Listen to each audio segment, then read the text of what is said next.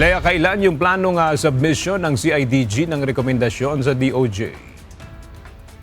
Magandang tanghali sa iyo, Aga. Plano ng Philippine National Police Criminal Investigation and Detection Group na maisumite sa Department of Justice sa Biyernes ang rekomendasyon kaugnay ng posibleng pananagutan o kasong isasampa bunsod ng pagkamatay ni Rene Baterbonia at Divine Adili. Ayon kay Interior and Local Government Secretary John Vic Remulla, tatapusin na ng CIDG hanggang bukas ang isinasagawang investigasyon sa sinasabing team building ng Ateneo Men's Basketball Team sa Aurora noong June 8. Dumating nga kaninang umaga sa tanggapan ng PNP-CIDG ang presidente ng Ateneo de Manila University na si Roberto Yap upang magbigay ng salaysay.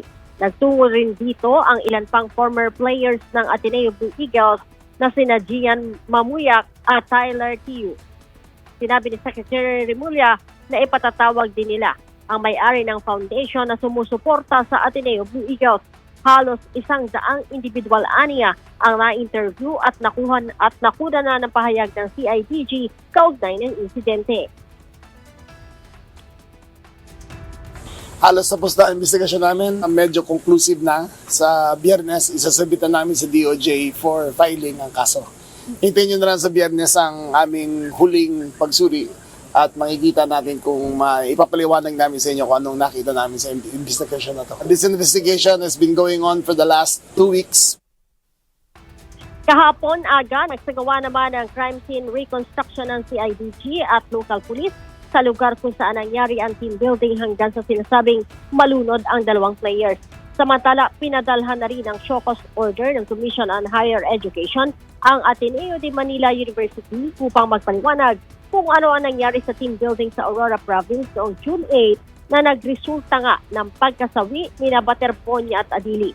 Dapat din itong ipaliwanag kung bakit hindi dapat silang mapatawa ng parusa dahil sa umano'y paglabag sa mga utos ng CHED patungkol sa pagsasagawa ng mga aktibidad sa labas ng campus, gayon din sa posibleng paglabag sa anti-Hindindo. Sa inilabas na pahayag ng komisyon, June 9 pa nila pinagsusumite ng report ang Ateneo, ngunit bigo umano ang mga ito na maisumite ang hinihinging record at impormasyon.